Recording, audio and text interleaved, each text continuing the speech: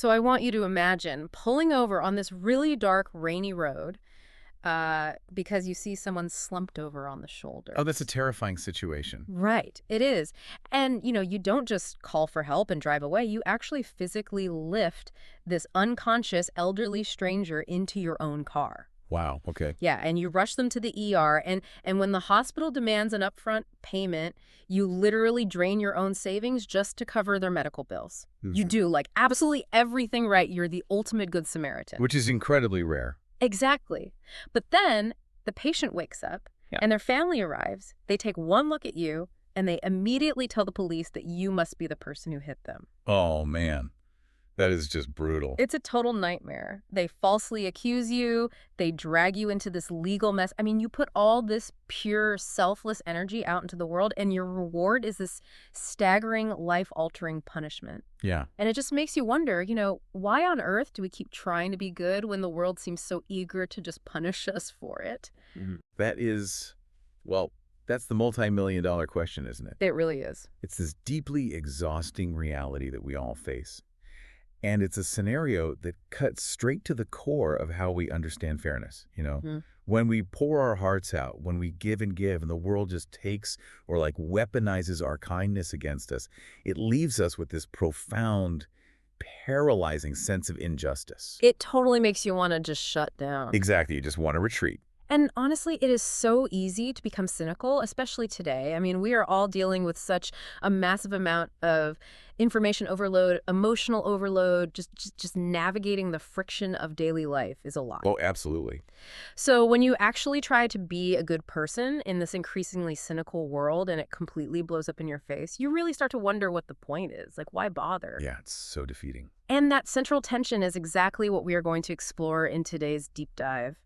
We are digging into this highly thought-provoking philosophical essay. It's titled How to Balance the Ledger of Life. Which is a great title. It really is. It was written in July 2024 by an author named Shui Feng, and it's built upon the insights of over 60 years of lived experience. 60 years. That's a lot of observation. Right. We're talking about more than 6 decades of intimately observing how humans interact, how we, inevitably fail each other, and how we somehow manage to just keep going anyway. And our mission for this deep dive is to see if we can radically reframe our understanding of life's transactions. We really want to explore whether unreciprocated effort, like all that unseen hard work and rejected kindness, is truly wasted. Yes, because it feels wasted. It definitely does. But for anyone listening who might be, say, prepping for a stressful project at work where they know definitively that they will not get the credit they deserve. Ugh, the worst. Right, or just anyone trying to hold on to a tiny shred of empathy in a tough environment. This is going to be a really fascinating perspective-shifting journey. We are going to completely dismantle how you track your own goodness.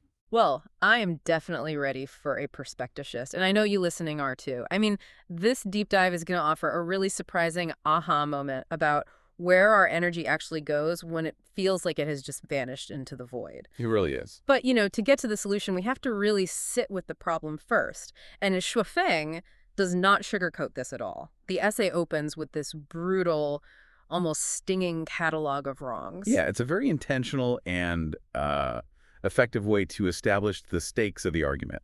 Rather than starting with some abstract philosophy, the author lists out these highly specific, deeply intimate scenarios of injustice. To show just how universal the pain is. Exactly. It shows how insidious this pain is, and it scales all the way from the domestic level to the historical level. Let's actually walk through some of these because they really hit a nerve. I mean, beyond the Good Samaritan thing, think about the ultimate one-sided relationship, raising kids. Oh, wow. Yeah. Right. The essay brings up parents who love their children dearly, who sacrifice their money, their youth, their personal dreams, like over an entire lifetime, and then the children grew up and they just don't care. There's absolutely no filial piety at all. None. And the author asks this devastating question: is the parent's lifelong effort simply a total waste? And from that parent-child dynamic, the essay shifts right into marriage. Yeah. Like, picture a husband who does his absolute utmost. Right. He provides the food, the clothing, the housing. He takes care of the health needs. He's essentially managing the entire physical and emotional load of his partner's survival. Doing everything he's supposed to do. Right. Yet the only thing he receives in return is this barrage of constant complaints, Yeah. culminating eventually in his wife filing for divorce. That is just crushing. It is. Yeah. And the fundamental question is posed again. Was all that provision, all that quiet dedication, just a complete waste of his life? And it gets even heavier when you look at like professional or historical dynamics. Think of a master, right? Yeah. A mentor who diligently trains their disciples. Mentorship is a big one. Yeah, they pass on decades of hard-earned knowledge and trade secrets only to be totally betrayed and literally stepped on by those exact same students the second they gain a little bit of power. Which happens all the time in the corporate world, too. Oh, absolutely. Or, on a much grander scale, think of a general. A military leader who fights countless brutal battles, who bleeds for his nation and secures its borders, only to become a victim of, like, political paranoia. He gets falsely accused of treason. Yes, and executed by the very country he saved. It's so tragic. But it also scales back down to the incredibly mundane, too. The essay mentions an employee pouring all their creative energy and loyalty into a company, just working themselves to the bone. Oh, I think a lot of people listening can relate to that one. Definitely. Earning very meager pay while the executives just take all the profits. Or a dynamic we have all likely faced, a friend. Oh, the bad friend. Right. You help a friend through a crisis time and time again. You offer your couch, your money, your emotional bandwidth. You ask for absolutely zero reciprocation.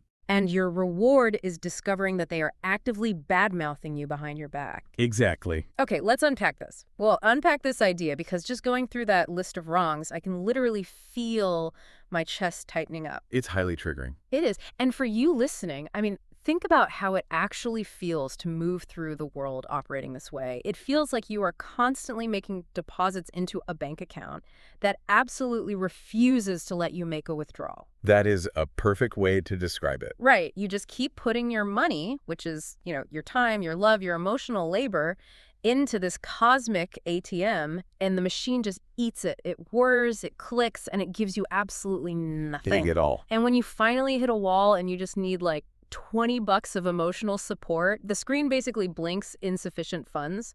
It just feels like a complete, total, and insulting waste. What's fascinating here is why that bank account analogy resonates so perfectly with our modern psychology. Yeah, why are we like this? Well, we are deeply, deeply culturally conditioned to expect a strictly one-to-one transactional relationship in absolutely every aspect of human life. It is like double-entry bookkeeping applied to the human soul. Oh, that's a heavy way to put it. But it's true. It is. I give you a dollar, you give me a coffee, I give you my time and unwavering loyalty, you give me gratitude and respect in equal measure.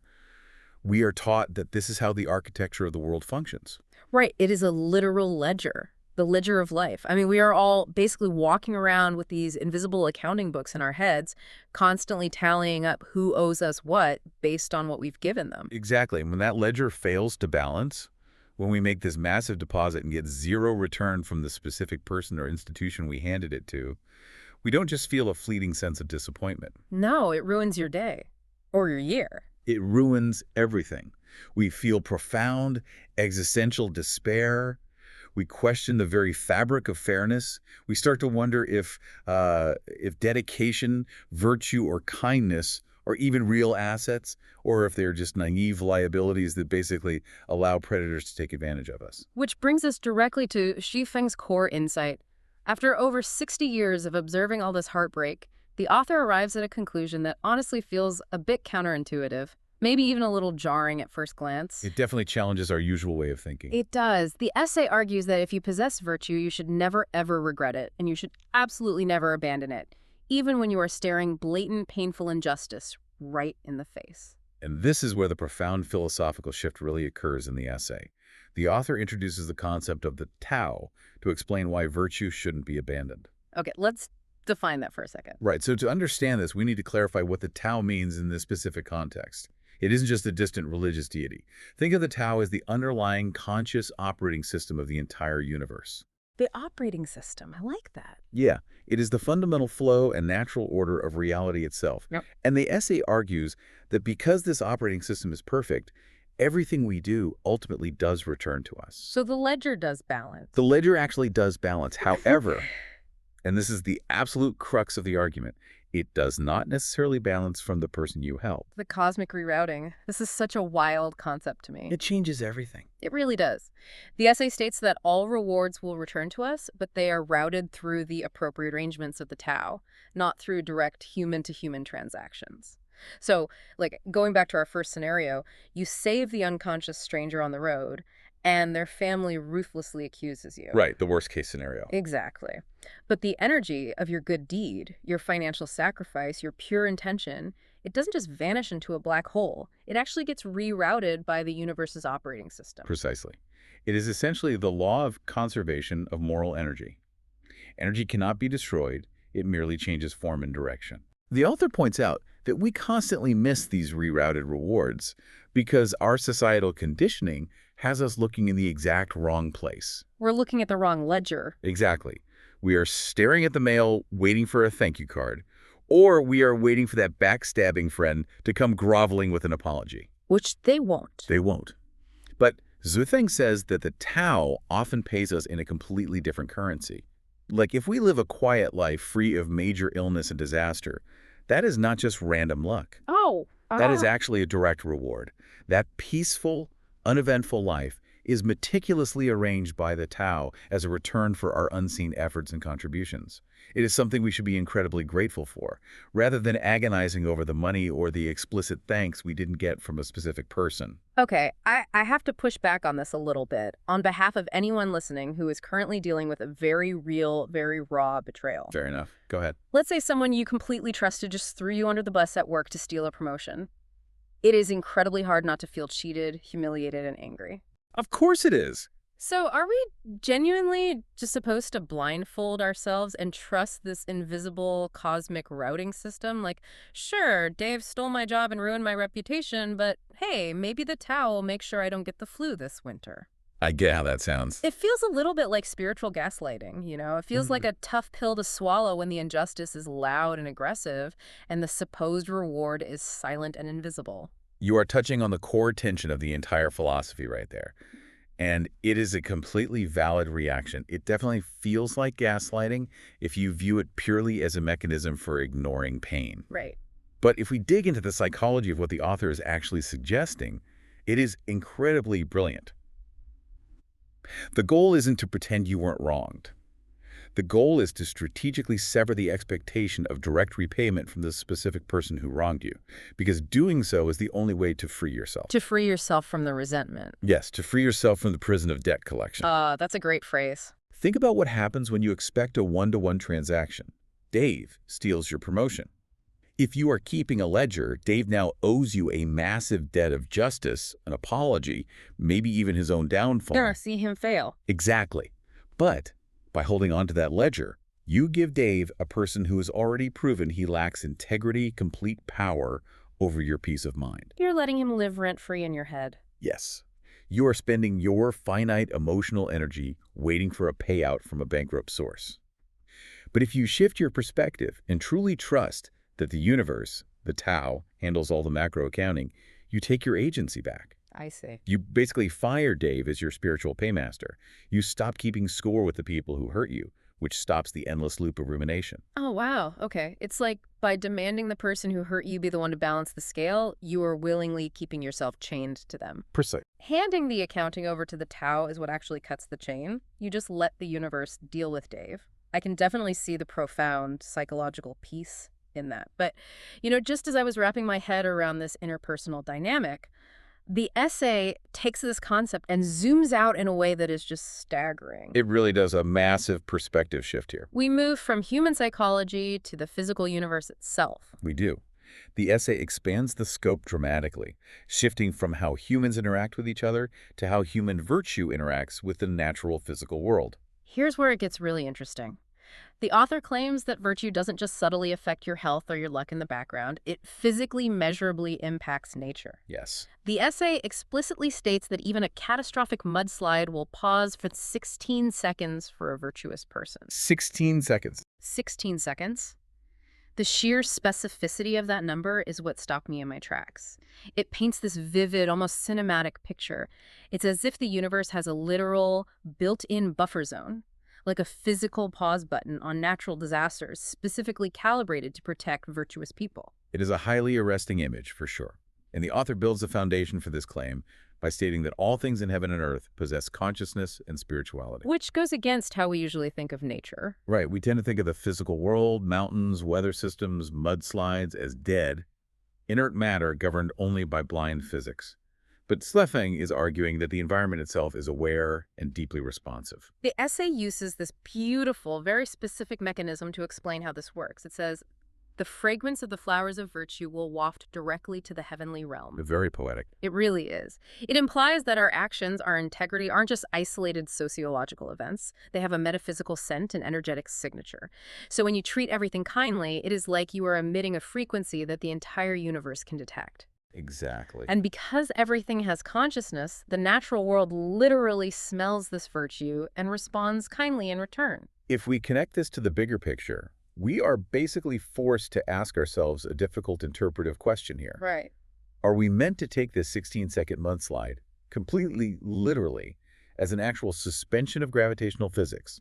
Or is it a profound metaphor for how integrity insulates us? See, I was wrestling with the exact same thing. Because a literal 16-second pause on a mountain collapsing under the weight of a storm is a massive paradigm-breaking claim. It absolutely is. But consider this, whether you view it as a literal, miraculous suspension of physics, or as a metaphor for the uncanny ways in which principled people often navigate crises better than others, the functional core truth the author is trying to convey remains identical. Which is what? That absolutely nothing you do is given or gained in vain. The energy you put out doesn't just dissipate, it actively interacts with your environment on a macro level. It matters. It matters deeply. When we feel completely betrayed and wronged, the essay urges us not to complain to the heavens or lose heart, because the Tao does not mistreat anyone. The universe is not a dead, uncaring void. It is a conscious ecosystem that registers your moral weight. It's essentially telling the reader, do not regret your initial good action just because the immediate human result was disastrous. The environment around you is alive and it logged your virtue. Yes. Even if you find yourself in the most dire straits imaginable, even if you are the general facing a wrongful execution, or the Good Samaritan facing a ruinous lawsuit, the author pleads with the reader. Do not regret your effort. Exactly. Do not let the injustice convince you to abandon your goodness. Your virtue shapes your reality and the reality of the world in ways that are vast, complex, and largely unseen. Right. It is a profound call to maintain your integrity, not to get a gold star, but because it is the fundamental law of a conscious universe. Which brings us to the ultimate climax of the essay's entire philosophy. Yes, the big takeaway. Right, because we have established the crushing pain of the unbalanced ledger. We have looked at how the Tao acts as a cosmic rerouting system for our rewards. We have even explored the mechanics of a conscious physical world that might literally pause a mudslide to respect virtue. We've covered a lot of ground. We have. So if the universe is this incredibly meticulous accountant tracking every single ounce of our moral energy, what is our ultimate goal? How do we ultimately win this cosmic game? And Xuefeng's answer is just a massive curveball. It is the ultimate paradox of the entire text. Right. The author says, do not try to balance the ledger of life. Period. Stop trying altogether. Yes. After establishing that the universe keeps a perfect ledger, the essay concludes that your true goal is not to amass a massive cosmic fortune of good deeds so you can cash them in for a perfect life later. Right. You're not saving up virtue points. Exactly. The goal is internal self-improvement. It is to cultivate yourself to a state of complete selflessness, unselfishness, and profound detachment in this lifetime. So what does this all mean?